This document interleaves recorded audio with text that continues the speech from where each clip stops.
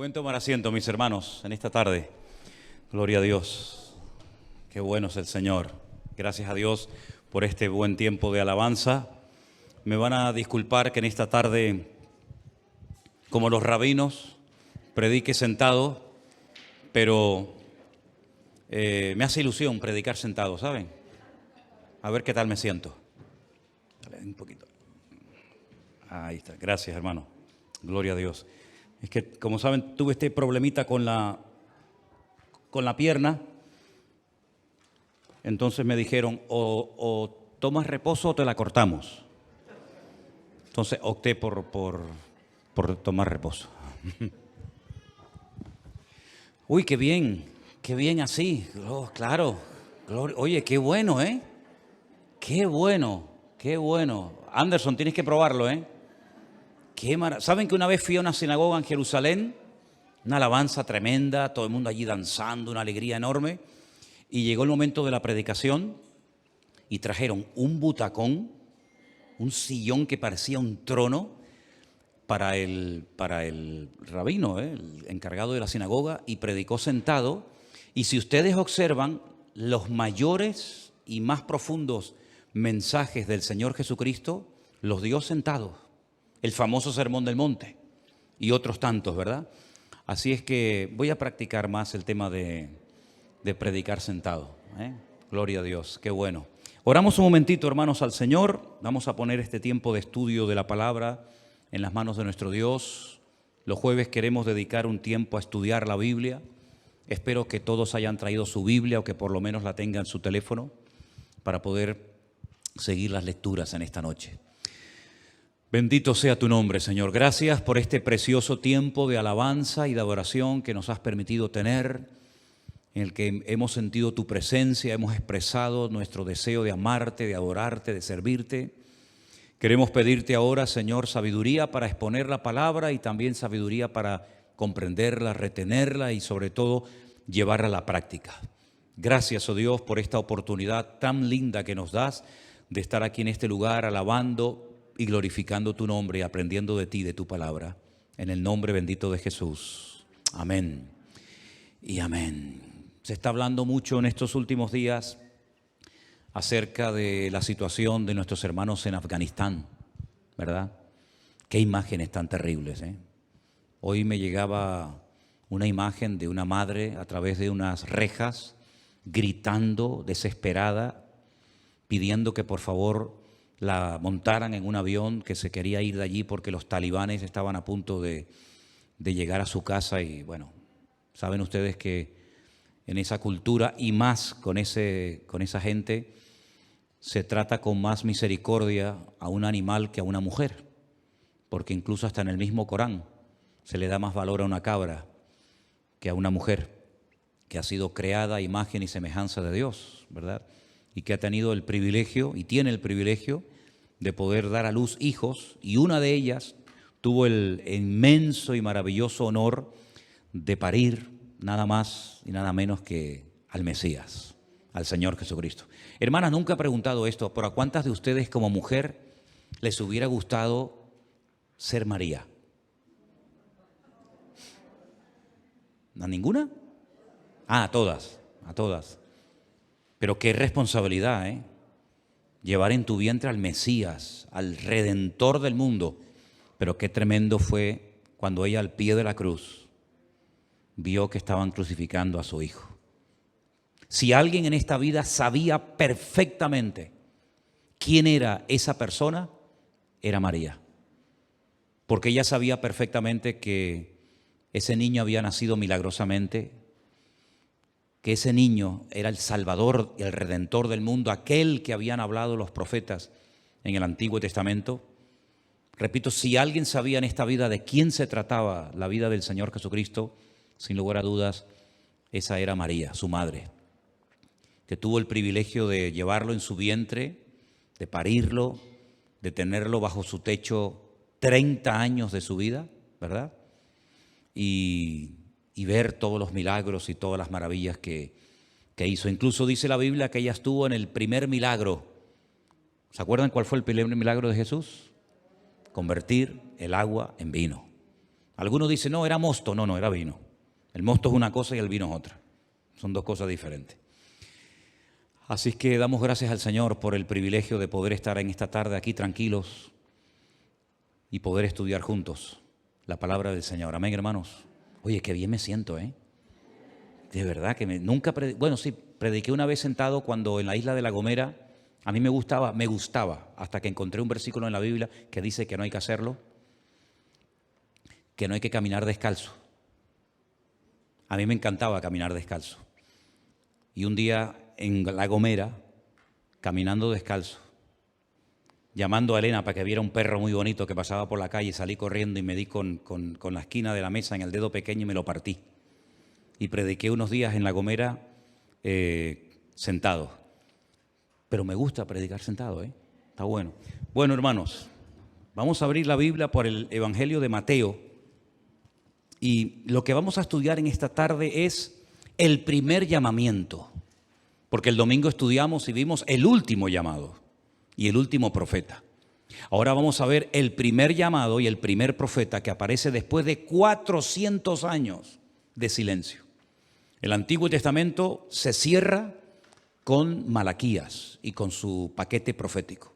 4 capítulos que nos hablan acerca de cómo Malaquías intentó durante su corto ministerio despertar al pueblo, sacudir sus conciencias, para que se dieran cuenta de que ya habían sido probados de muchas formas, de muchas maneras, y habían salido siempre victoriosos y bendecidos, y habían vuelto del cautiverio, pero otra vez habían bajado a la guardia y otra vez estaban volviendo a cometer los mismos errores que habían cometido sus antepasados. Y el profeta Malaquías, que fue el último profeta que habló al pueblo de Israel, su objetivo era despertarlos para que volvieran otra vez a estar activos en el servicio al Señor, que no cayeran en religiosidad, en monotonía. Y así se cierra el Antiguo Testamento, con las palabras del profeta Malaquías, y hasta 400 años después, nunca en todo ese periodo de tiempo, ningún hombre, ninguna mujer habló en nombre del Señor. Eso fue realmente algo sorprendente, porque nunca había habido tanto silencio de parte de Dios para con su pueblo. Siempre venía algún profeta, o varios, pero en esta ocasión Dios decidió guardar silencio y que ellos dependieran única y exclusivamente de la palabra escrita, que ya por cierto estaban todos los libros del Antiguo Testamento escritos. Entonces pasan 400 años y algunos se preguntarán, ¿y qué pasó en esos 400 años? Bueno, cayó el imperio de los medos persas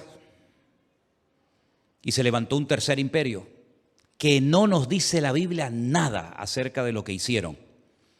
Salvo que hay unos libros que se conocen como Primera y Segunda de Macabeos, que están en las Biblias católicas, porque la Biblia católica tiene 7 libros más, no porque nosotros la hayamos quitado, sino al revés, porque ellos le han metido más libros. No es que nosotros le quitamos esos 7 libros para que la gente no los lea, sino al revés. Fueron ellos los que en el Concilio de Trento decidieron unilateralmente, por supuesto sin consultar con el pueblo de Israel, que eran los encargados de custodiar, ¿verdad?, y de vigilar y de transmitir las enseñanzas del Antiguo Testamento al mundo, pues ellos por su cuenta y riesgo le metieron 7 libros más al Antiguo Testamento. Al Nuevo Testamento no lo tocaron, no le hicieron nada. Y hay 2 libros de esos que ellos metieron que son historia. Es como si metiéramos en la Biblia historia de Simón Bolívar, la historia de la Segunda Guerra Mundial, la historia del descubrimiento de América.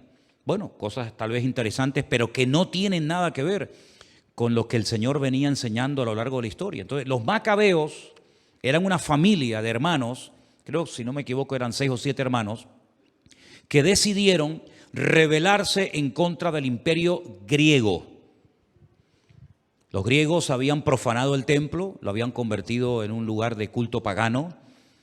Uno de esos griegos, llamado Antíoco Epifanes, lo profanó, derramando y sacrificando un cerdo en el altar del sacrificio, poniendo imágenes de sus dioses, de sus mitología.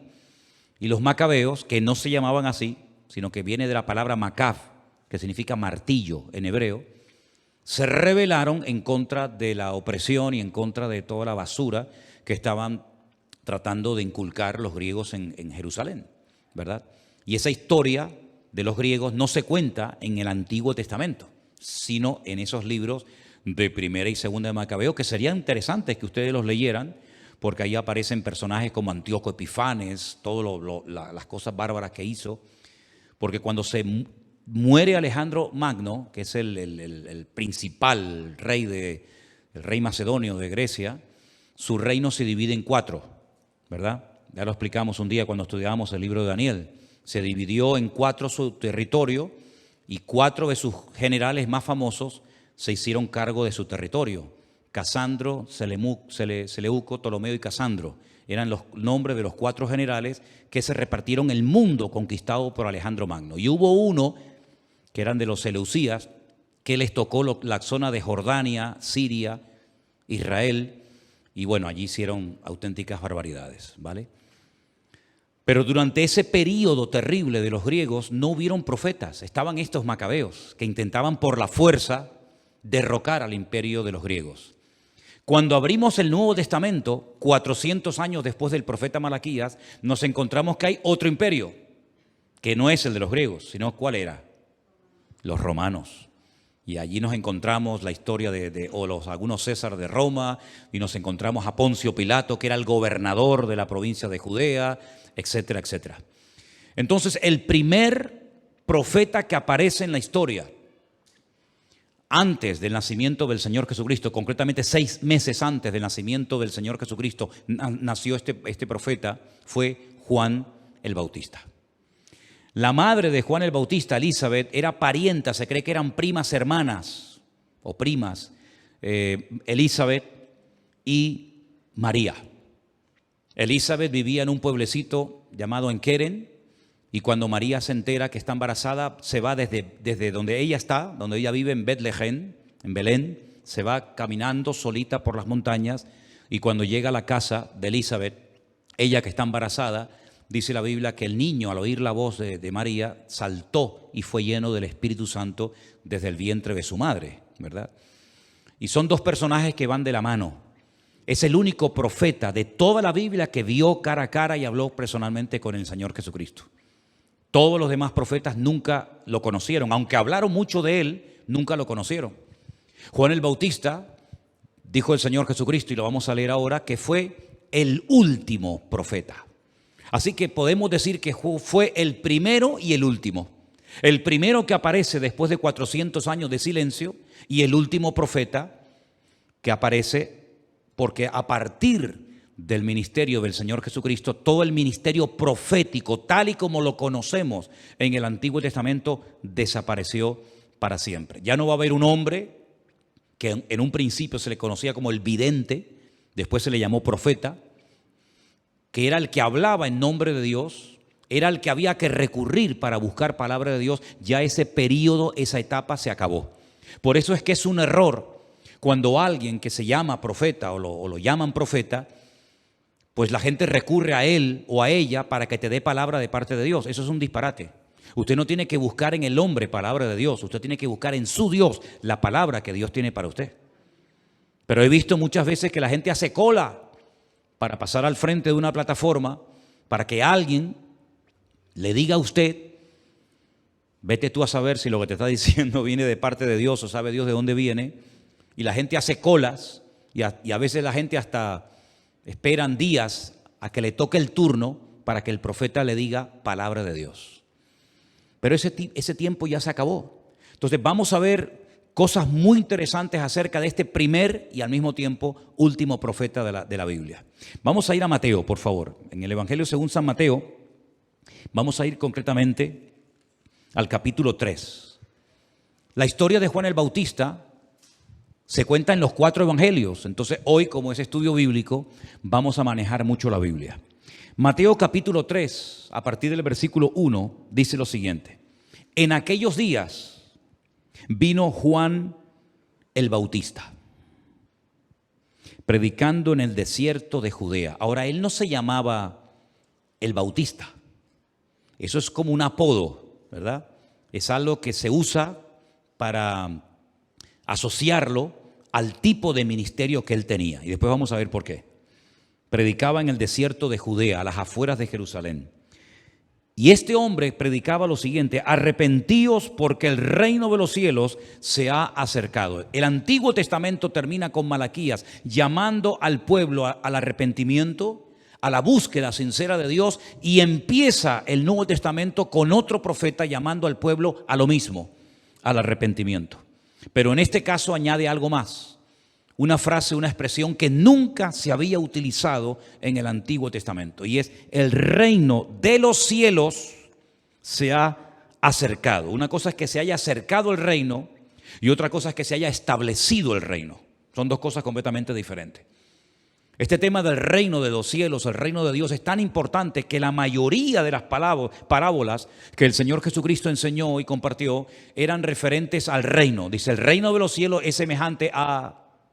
Y constantemente el Señor Jesucristo en su ministerio está haciendo referencia a un reino, no al reino de David, no al reino de los reyes del Antiguo Testamento que se traspasaban el cargo o el puesto de padres a hijos, de generación en generación, sino de un reino diferente, del reino de los cielos, el reino de Dios.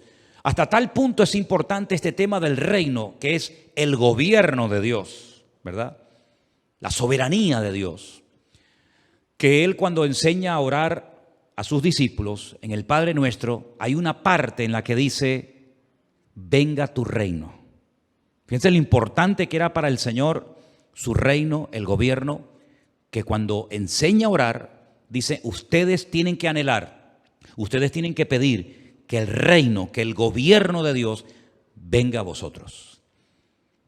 Qué impactante la expresión del ladrón en la cruz, cuando a punto de morir se le queda mirando al Señor y le dice: acuérdate de mí cuando vengas en tu reino. Una frase con una profundidad realmente tremenda. Cuando vengas, quiere decir que él entiende que el que está muriendo ahí es un rey, que aunque va a morir, va a regresar a este mundo y va a regresar como un rey. Y entonces le pide que se acuerde de él cuando venga con su reino. Seguimos leyendo en el versículo 3. Pues este es aquel de quien habló el profeta Isaías cuando dijo: voz del que clama en el desierto, preparad el camino del Señor y enderezad sus veredas. Juan el Bautista dice que él es el cumplimiento de Isaías 43, de aquella palabra profética: voz del que clama en el desierto, preparad el camino del Señor y enderezad sus veredas. Esas palabras Juan el Bautista dice que se escribieron hablando de su ministerio, hablando de su persona. Ahora describe Mateo cómo iba vestido, su apariencia. Dice que estaba vestido con pelo de camello, tenía un cinto de cuero alrededor de sus lomos y su comida era langostas. Pero ojo, no las langostas que nos gustan comer. No, porque estaba en el desierto. Los bichos esos, los insectos, ¿saben? No la otra, la que tiene las antenas, que esa está muy rica. ¿La han probado? Y que es muy cara. Dice que comía langostas y miel silvestre. Si algún día encontramos langostas de esas del desierto, echar un poquito de miel y fríelas un poco y pruébala y me dices después a qué sabe. Esa era la comida de Juan el Bautista. Qué interesante, ¿no? Así vivía el más grande de los nacidos entre las mujeres después del Señor Jesucristo, porque así lo definió el Señor. De los nacidos de mujer, el más grande. ¿Cómo vestía y cómo comía ese hombre? Pues dice la Biblia que toda Jerusalén salía, y toda Judea y toda la provincia de alrededor del Jordán, y eran bautizados por él en el Jordán, confesando sus pecados. Él estaba en el desierto de Judea. ¿Cuántos kilómetros hay desde el desierto de Judea hasta Jerusalén? Es un camino que he hecho docenas de veces. Hay exactamente hasta el río Jordán 30 kilómetros. 30 kilómetros cuesta abajo. Llegas a un momento que estás 400 metros por debajo del nivel del mar. Ese es el punto más bajo de la tierra. 400 metros por debajo del nivel del mar. Cuando vuelves a Jerusalén y subes a Jerusalén, tienes que subir esos 400 metros, ¿verdad? Y 400 metros más, porque Jerusalén está a 800 metros por encima del nivel del mar. La gente hacía este recorrido de ida y de vuelta para ser bautizados por Juan el Bautista, confesando sus pecados públicamente. ¿Qué te parece? Un interés tremendo, ¿no? Caminar tantos kilómetros, tanto esfuerzo para ir a ser bautizado. A esta gente había que darles un premio, ¿sí o no? Había que felicitarle, había que decir, gloria a Dios, qué valientes que sois. Qué bueno el esfuerzo que estáis haciendo de venir a ser bautizados, de confesar vuestros pecados, cambiar de vida. Mira lo que les decía a los que se iban a bautizar. Si eso se lo decía a los que se iban a bautizar, imagínate a los que no se querían bautizar, lo que les llamaría. Al ver él que muchos de los fariseos y de los saduceos venían a su bautismo, ¿qué les decía? Léalo conmigo. Generación de víboras, ¿quién os enseñó a huir de la ira venidera? ¿Te imaginas que ustedes vengan el domingo al culto y les diga, bienvenidos, generación de víboras? Y ustedes dirían, pero bueno, este hombre, ¿esto qué es? ¿Esto qué es? ¿Cómo que generación de víboras? Si venimos al culto, venimos a escuchar la palabra, venimos a alabar a Dios. Pues esas eran las palabras que les dirigía Juan el Bautista a los fariseos y a los saduceos. ¿Cuál es la diferencia entre fariseos y saduceos? ¿Alguien la sabe? Porque a veces dice fariseos, saduceos y escribas. Luego no son lo mismo. El escriba era el que se dedicaba a copiar la Biblia. El fariseo era el que se dedicaba a enseñarla. Y el saduceo era el que se dedicaba a cuestionarla. En esta vida hay gente para todo, decía mi abuelo. El saduceo no creía en la resurrección, no creía en los ángeles, había un montón de cosas que cuestionaba. Tenían mucho poder, tenían mucho dinero, tenían mucha influencia, pero pura apariencia. Bueno, pues sintieron en su corazón irse al río Jordán a ser bautizados por este profeta raro, este profeta extraño, que encima les va a insultar cuando los vea aparecer por allí. Pues se iban a hacer ese recorrido, a confesar sus pecados. Y les decía algo muy interesante, haced frutos dignos de arrepentimiento. El Señor nunca le pidió a nadie que hiciera frutos dignos de arrepentimiento, es decir, que demostrara que estaba realmente arrepentido, porque el Señor ve el corazón. Y el Señor sabe si estás o no estás arrepentido. Amén, hermanos. Pero Juan el Bautista les decía, bueno, ¿ustedes quieren cambiar? Ustedes dicen que están arrepentidos, porque les recuerdo que el bautismo de Juan no era para dar testimonio de que te has convertido, como es hoy en día el bautismo cristiano, ¿verdad? Que te conviertes, naces de nuevo, decides seguir al Señor Jesucristo como tu Señor y Salvador personal y luego como testimonio público te bautizas. En aquel tiempo ese bautismo no era para eso. En aquel tiempo era una demostración de que estabas arrepentido y que estabas dispuesto públicamente a confesar tus pecados, pero Juan el Bautista como que no se fiaba mucho. Y le decía, hagan frutos dignos de arrepentimiento. Es decir, hagan algunas cositas, de hecho le sugiere algunas, para yo ver si realmente ustedes están arrepentidos.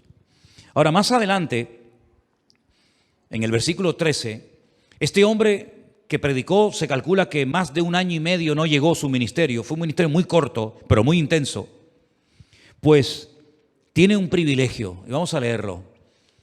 Entonces Jesús vino de Galilea, Galilea está arriba, en el norte, bien arriba, y vino de Galilea Juan al Jordán para ser bautizado por él. Es un camino más o menos como de 1 semana, 5, 6, 7 días caminando para ser bautizado. ¿Qué te parece?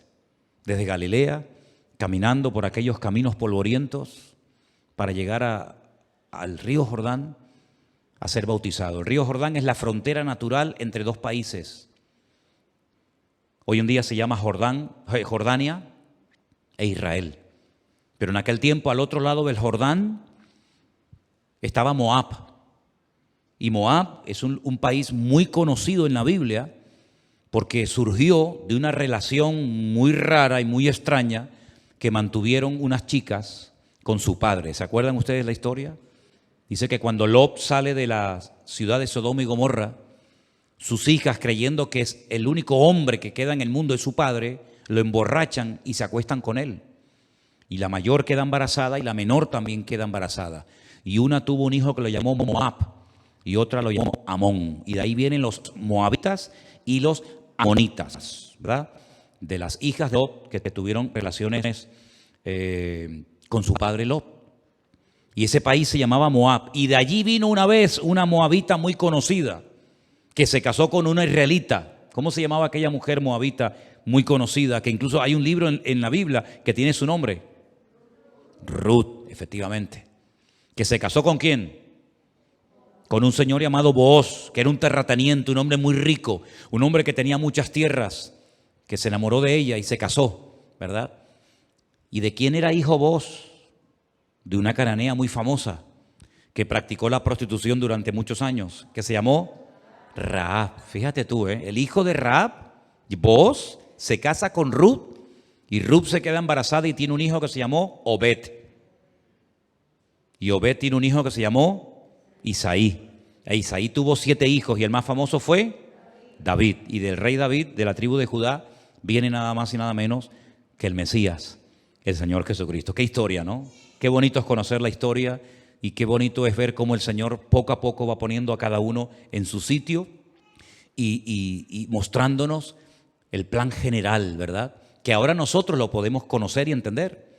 Ahora podemos mirar atrás y decir, mira, lo que pasó en el jardín del Edén cuando el Señor expulsa a Adán y a Eva y le enseña a presentar sacrificios de animales y después con lo de la Torre de Babel y el diluvio con Noé y la liberación de la esclavitud en Egipto y todo eso son como los eslabones de una cadena, ¿verdad? Como las piezas de un gran puzzle, de un gran rompecabezas, hasta llegar a completarse el cuadro y ahí aparece la figura nada más y nada menos que de nuestro Señor Jesucristo.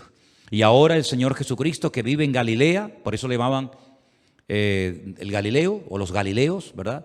Va caminando una semana hasta llegar al Jordán y quiere ser bautizado por Juan el Bautista. Ahora, ¿hay alguna persona en el Antiguo Testamento que practicara como algo normal en su ministerio el bautismo en agua? No. Hay un ejemplo, hay un caso en el Antiguo Testamento de un hombre al que se le pide que se sumerja en las aguas del río Jordán para que su lepra desaparezca. ¿Quién era aquel hombre?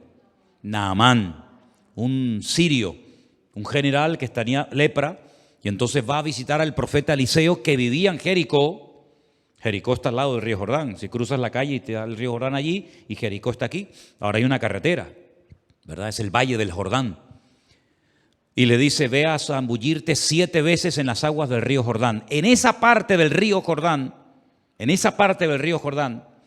que hemos estado muchas veces, incluso nosotros hemos hecho bautismos allí también. La última vez fue un montón de hermanos de Colombia que los bautizamos. El agua está muy sucia, el agua está muy turbia, no es como al principio, donde nace el río Jordán, que es agua limpia, muy bonita, transparente. Ya el río ha recorrido ya prácticamente todo el país y va arrastrando los sedimentos. Y es un agua muy turbia, porque esos sedimentos son los que alimentan al Mar Muerto. Y bueno, la riqueza del Mar Muerto ya todos la conocemos, ¿verdad? Y bautizarse en esas aguas es tremendo, porque sales con el agua está muy, muy sucia, muy llena de barro, ¿no? Entonces cuando llega este hombre dice, en mi país las aguas están más limpias que este río. Pero le dicen, tú sumérgete, sé obediente, no importa. Y dice la Biblia que cuando salió la piel era como la de un niño. Qué bonita la piel de los niños, ¿verdad? Sobre todo los piececitos, ¿no? ¿No han visto los pies de los niños? Esa piel tan linda, tan suave, sin callos, sin juanetes, ¿no? Sin el dedo uno montado encima del otro. Sí. No como el mío, que ahora parezca una cebra, blanco y negro, la mitad negro, la mitad blanco, ¿verdad? Pues así salió la piel de Naamán. Y bueno, después sabemos todos el resto de la historia. En ese río se decidió bautizar el Señor Jesucristo. Juan el Bautista decidió, tal vez el Señor se lo dijo seguramente, que utilizara como señal de su ministerio bautizarse en agua. Ahora, esto para nosotros Es como algo nuevo en el Nuevo Testamento. Pero los judíos de toda la vida han practicado lo que llamamos el mikvé. Mikvé es una piscinita, una bañera, donde una mujer, después de salir de su periodo menstrual, se tiene que sumergir para purificarse. Y cuando hay cosas que se compran, utensilios, para purificarlos, la costumbre es sumergirlos en agua.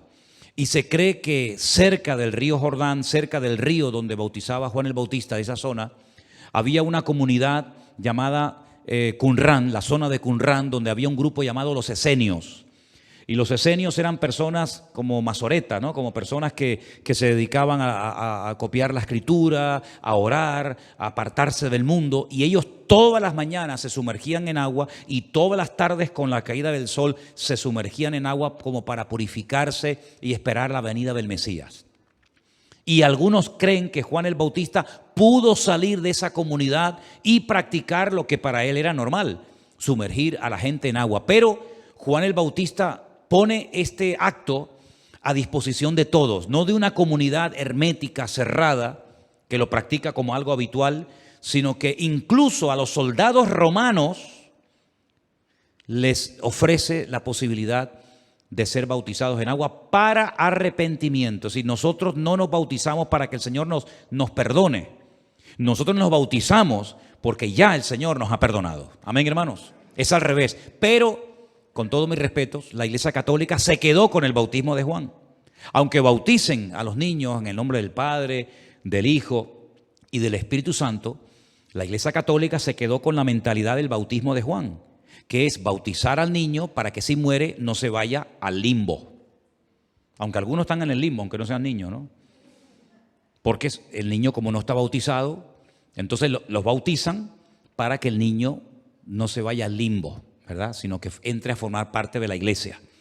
Ese era lo que hacía Juan el Bautista. Por eso cuando el apóstol Pablo en la ciudad de Éfeso, ¿se acuerdan? Se encuentra a 12 creyentes, les dice, ¿ustedes en qué fueron bautizados? Y le dice, nosotros fuimos bautizados en el bautismo de Juan. 25 años atrás había muerto Juan cuando Pablo les hace esta pregunta y les dice, vengan para acá, vamos a bautizarles otra vez a ustedes. Porque ustedes están todavía con esa mentalidad de Juan y estas cosas ya han cambiado. Y los vuelve a bautizar de nuevo y así empezó, ¿verdad? Con un pequeño grupo de una docena de hermanos, la iglesia en Éfeso. Pero vamos a ver cómo fue el bautismo de nuestro Señor Jesucristo. Estamos en Mateo capítulo 3, versículo 14. Juan se oponía y le decía, yo necesito ser bautizado por ti y tú vienes a mí. Pero Jesús le respondió, deja ahora porque así conviene que cumplamos toda justicia. Entonces le dejó. Y el versículo 16 dice, Jesús después que fue bautizado, subió luego del agua y he aquí los cielos fueron abiertos. Y vio al Espíritu de Dios que descendía como paloma y venía sobre él. Y hubo una voz de los cielos que decía, este es mi Hijo amado en quien tengo complacencia.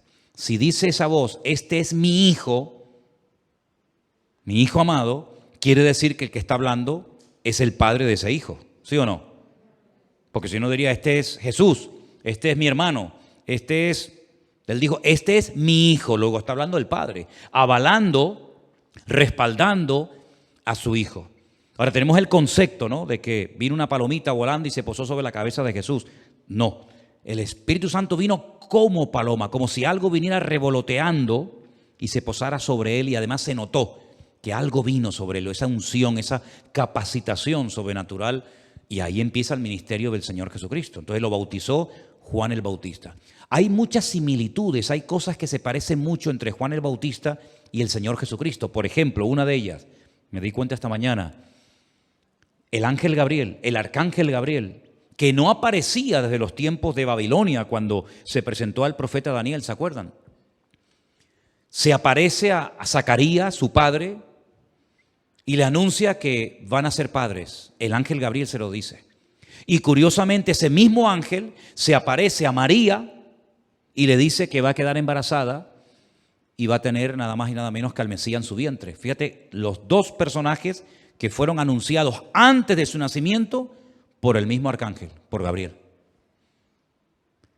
Otra similitud que hubo entre ellos, bueno, que fueron durante mucho tiempo respetados, queridos, admirados y seguidos, y los dos murieron violentamente. Por ejemplo, Juan el Bautista, ¿saben cómo murió, verdad? Lo decapitaron, le cortaron la cabeza, ¿verdad?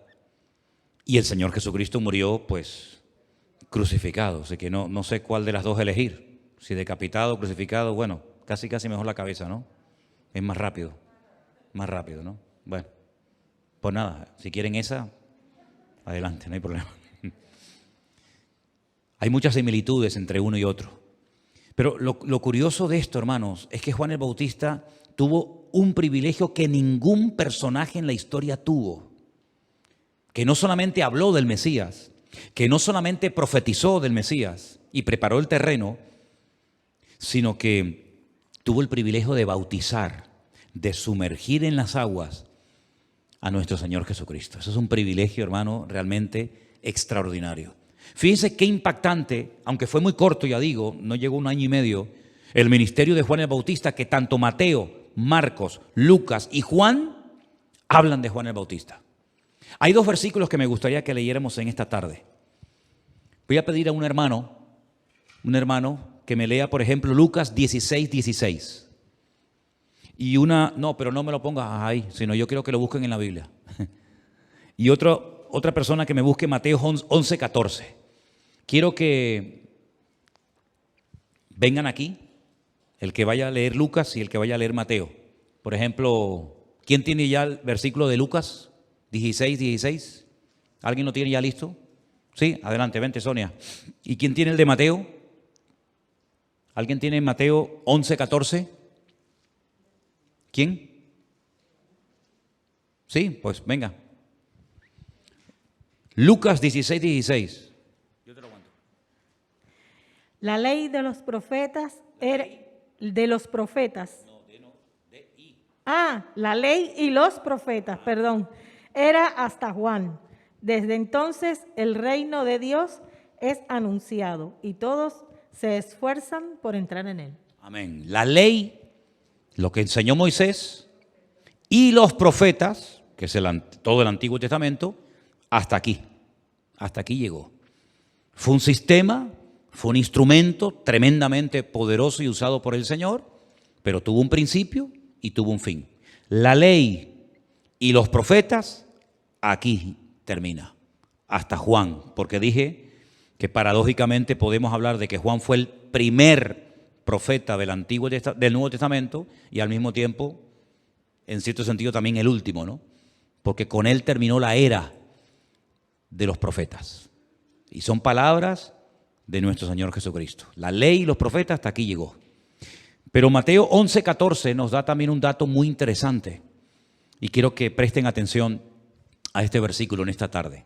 Marcela, ¿tú lo tienes? Ok, ven para acá. Vale. Y si quieres recibirlo, él es aquel Elías que había de venir. Si queréis recibirlo, si quieren entender, él es, hablando de Juan el Bautista, ¿verdad? Aquel Elías que había de venir. ¿Lo entienden? Elías tenía que venir. ¿Quién dijo eso? Malaquías. El profeta Malaquías. Vengan conmigo al libro de Malaquías, por favor, hermanos, en esta tarde. Libro de Malaquías, capítulo 4, versículo 5. He aquí, yo os envío el profeta Elías, antes que venga el día del Señor grande y terrible. Por eso en Israel, que no tienen el Nuevo Testamento, los que no son cristianos evidentemente, están esperando que de un momento a otro aparezca el profeta Elías. Porque como leen que tiene que venir el profeta Elías antes de que venga el Señor, están esperando que venga el profeta Elías. Porque para ellos no ha venido. Sin embargo, el Señor Jesucristo, ¿qué dijo? Lo hemos leído esta tarde. Si queréis recibirlo, ahora si no quieren recibirlo, allá ustedes. Pero si queréis recibirlo, el Elías, el mensajero que tenía que venir, ya vino. ¿Y quién es? Este señor, Juan el Bautista. Por eso no te sorprende que cuando uno va a Israel, no en todos los viajes, gracias a Dios, pero de vez en cuando, una vez me pasó a mí una noche frente al Kotel Hamarabí, el muro de los lamentos. Yo estaba allí y de repente veo que se acerca a mí un señor que viene con una túnica, como en la época de Jesús, descalzo, con un pelo enorme, una barba gigantesca así, la llevaba casi en las manos, de lo grande que era, y se me acerca al lado mío y me dice, soy el profeta Elías. Y le dije, y yo soy Manolo Sierra. ¿Qué quiere que le diga? Y una de las experiencias más grandes y místicas que puede tener un judío es que se le presente el profeta Elías y le dé clases de Torá, clases de la ley del Antiguo Testamento. De hecho, hubo un famoso rabino, que yo leí su biografía, el famoso Arizal, que decía que cuando llegaban a la sinagoga o a su casa o lo veían por la calle hablando solo, como si tuviera una conversación con alguien, le preguntaban, ¿con quién estás hablando? Y dice, con el profeta Elías que ha venido a darme clases de Biblia. ¿Qué te parece? Porque están esperando que llegue el profeta Elías. Sin embargo, el Señor Jesucristo despejó esta duda. Esto no es una reencarnación, como una vez hablando con un señor por aquí, me decía que Juan el Bautista era la reencarnación de Elías. No, la reencarnación no, porque la reencarnación no es bíblica, ¿verdad? El profeta Elías fue arrebatado en vida, no murió, y probablemente, no me voy del tema, pero probablemente el profeta Elías venga, pero no para anunciar la venida del Señor, su primera venida, sino probablemente sea uno de esos dos testigos, ¿verdad?, que tendrá que venir en los últimos tiempos, porque la Biblia dice que vendrán dos testigos, no de Jehová, cuidado, dos testigos verdaderos del Señor, vendrán en la primera parte de la gran tribulación. La gran tribulación son 7 años, 3 años y medio, y vendrá en la primera parte 2 personas y probablemente uno de ellos sea Elías. No lo estoy afirmando, solamente estoy dando, en fin, esta información, porque como Elías no murió, algunos piensan que tendrá que venir otra vez. Pero por otra parte, si creemos que el Elías que tenía que venir ya vino, que era Juan el Bautista, entonces ¿qué quedamos? ¿Tiene que venir o no tiene que venir? Bueno, yo les doy toda la información, les digo que en teología hay pera, melones, sandía, papaya, mango, plátano, y ustedes examínenlo todo y retengan lo bueno, ¿verdad? El más grande de los nacidos de mujer, Juan el Bautista. Ahora, vamos a Juan. Yo podría ir por Marcos, por Lucas también, que nos dice cosas muy interesantes, pero vamos un momentito al Evangelio según San Juan, al capítulo 1. Porque lo que se nos cuenta en Juan es muy interesante, porque ni Mateo, ni Marcos, ni Lucas lo cuenta, y me gustaría que lo leyéramos. Por favor, pongamos ahí en Juan capítulo 1, verso 19. Dice así la Escritura. Este es el testimonio de Juan. Cuando los judíos vinieron de Jerusalén, sacerdotes y levitas, para que le preguntasen, enviaron de Jerusalén sacerdotes y levitas, para que le preguntasen, ¿tú quién eres? Es decir, antes leímos que fariseos y saduceos se bautizaban, pero ahora envían desde Jerusalén sacerdotes y levitas para que le pregunten, ¿tú quién eres? Claro, es que hacía 400 años que no predicaba a nadie. Hacía 400 años que no aparecía un profeta y de repente aparece bautizando a la gente, hablando en términos y de una forma muy profética, ¿verdad? Porque los profetas eran gente muy dura en su mensaje, no eran personas que le pasaban la mano a nadie. Los profetas eran gente muy dura en su mensaje porque tenían muy poco tiempo y porque tenían que sacudir al pueblo. Y por eso Juan aparece y le llama generación de víboras, etcétera, etcétera. Y entonces se enteran en Jerusalén y vayan para allá a ver quién es este hombre. Y entonces confesó y no negó, sino que confesó y dijo, yo no soy el Cristo, yo no soy el Mesías. Por si acaso me están confundiendo, por si acaso creen que yo soy el Mesías, yo no soy el Mesías que estamos todos esperando. Es curioso que hay un sector de religiosos en Israel que dicen que en cada generación nace una persona que es el Mesías. Pero él no se da cuenta y entonces se murió sin darse cuenta que era el Mesías. A veces es más difícil creer en estas locuras que creer realmente lo que dice la palabra de Dios. Después hay otro sector de religiosos que dice que vendrán dos Mesías. Mashiach ben David, Mashiach ben Yosef. Uno que viene a morir y otro que viene a reinar. Y lo ponen en dos personas diferentes. Y les podría dar un montón de otras opiniones que tienen. Y unos que dicen también que hasta que no se construya el templo de Jerusalén no viene el Mesías. Y otros que dicen que cuando viene el Mesías se construye el templo, que lo trae él con él. Viene dentro del templo, ¿no? Y después se abre así en el monte de la Morea, ¿no? Juan dice, yo no soy el Mesías. Y no me estén siguiendo a mí, ni me estén mirando a mí, porque yo no soy el Mesías. Y le preguntaron, ¿eres tú Elías? ¿Por qué le preguntaron, ¿eres tú Elías? Lo entienden, ¿verdad? Lo acabamos de leer. Porque estaban esperando a Elías. Entonces dice, bueno, si no es el Mesías, tiene que ser Elías. Porque primero viene Elías y luego viene el Mesías. ¿Eres tú Elías? Y él dijo, no. ¿Eres tú el profeta? Dice, no. Le dijeron, pues, ¿quién eres? Para que demos respuesta a los que nos enviaron. ¿Qué dices de ti mismo? Y dijo, yo soy la voz de uno que clama en el desierto. Y vuelve otra vez a citar Isaías 43, se lo apropia para su ministerio y dice, enderezad el camino del Señor, como dijo el profeta Isaías.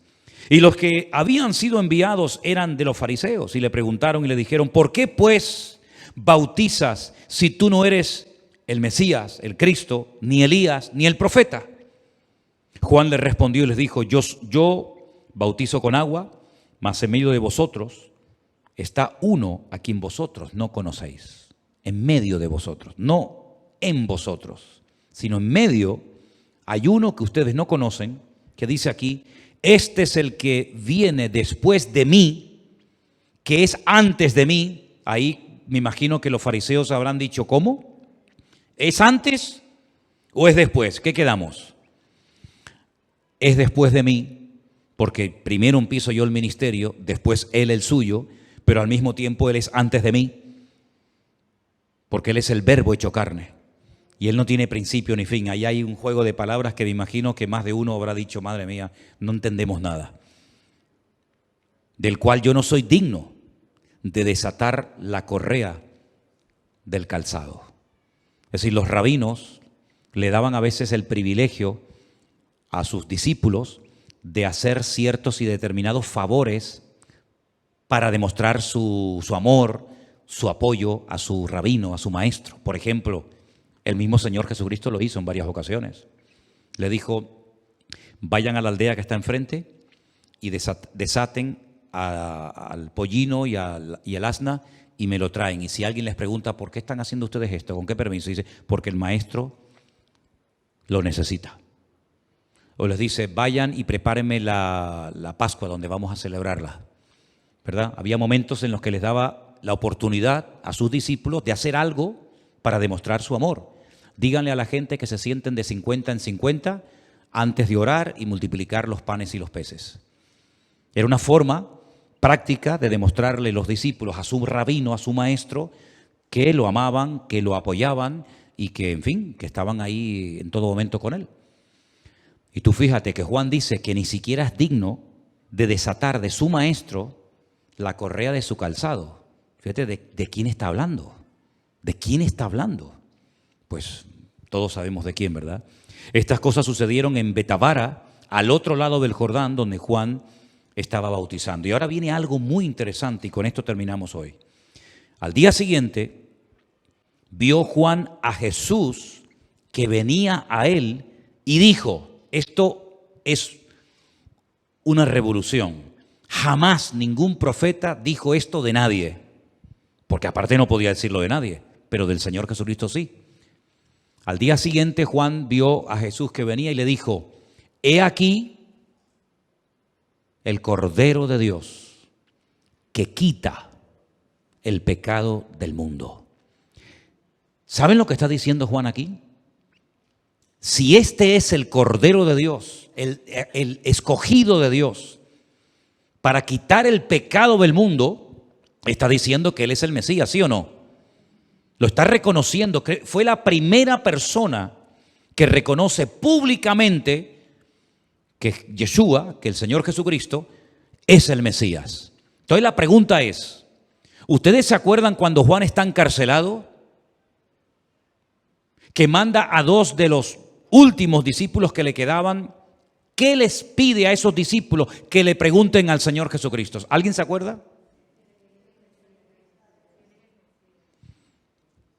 Vayan y pregúntenle si Él es el Mesías o no. En otras palabras, quiero saber si me equivoqué, si me precipité al decir que Él era el Mesías y ahora estoy dudando si es o no es. Pero miren lo que dijo. Miren lo que dijo. Cuando está cerca de Cristo, cuando le mira la cara, cuando se acerca a Él, no hay duda ninguna. Este es el Cordero de Dios que quita el pecado del mundo. Ahora no está cerca de Cristo, ahora está en una cárcel solo, siendo probado, y ahí es donde le patina la fe, si me permiten la expresión. Ahí es donde duda y dice, ¿será? ¿No será? Como yo no puedo ir. Yo estoy seguro que si Juan hubiera estado al lado de Cristo en ese momento, esa pregunta nunca se lo hubiera hecho al Señor. Porque ¿cuál fue la respuesta de Cristo? Díganle a Juan que los cojos caminan, que los ciegos ven, que los mudos hablan, que a los pobres se les está predicando el evangelio, cosa que antes nadie le prestaba atención a los pobres. Y díganle de paso también que bienaventurado aquel que no haya tropiezo en mí. Y no fue nunca a visitarlo a la cárcel, sino que murió decapitado. ¿Qué te parece? Si no quieres nunca dudar ni decaer, vive lo más cerca de la presencia del Señor que puedas. Porque en el momento en el que un hombre se separa 1 milímetro del Señor, la lía. Ya no es la misma persona. Mira a David. David con el arpa en la presencia del Señor, un fuera de serie. Se aparta del Señor, quita la mirada del Señor, mira donde no tiene que mirar. Mira lo que pasó. Pedro, Señor, yo daré mi vida por ti, aunque estos te abandonen, yo nunca te abandonaré, estaré contigo. Dice que le seguía de lejos, se calentaba en el fuego con los romanos. Este es uno de ellos, miren otro de ellos. Dice, no, yo no soy, yo no conozco a ese hombre. ¿En qué quedamos? Ahora vemos a Juan el Bautista diciendo, este es el Cordero de Dios. Menuda publicidad le hace al Señor, ¿verdad? Este es el Cordero de Dios que quita el pecado del mundo. Y ahora en la cárcel solo, dice, pregúntale si Él es el que había de venir o esperaremos a otro. Madre mía, ¿lo tenía más claro el ladrón en la cruz que Juan el Bautista en la cárcel? ¿Cómo puede ser esto? Después, este es de aquel el que yo dije, después de mí viene un varón, el cual es antes de mí, porque era primero que yo. Yo no le conocía. ¿No lo había visto nunca Juan el Bautista al Señor Jesucristo? Probablemente no, dicen algunos. Probablemente nunca le había visto, porque se criaron en sitios diferentes. Dice, yo no le conocía.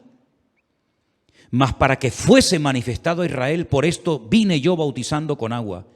Y también dio Juan testimonio diciendo, vi al Espíritu que descendía del cielo como paloma y permaneció sobre él.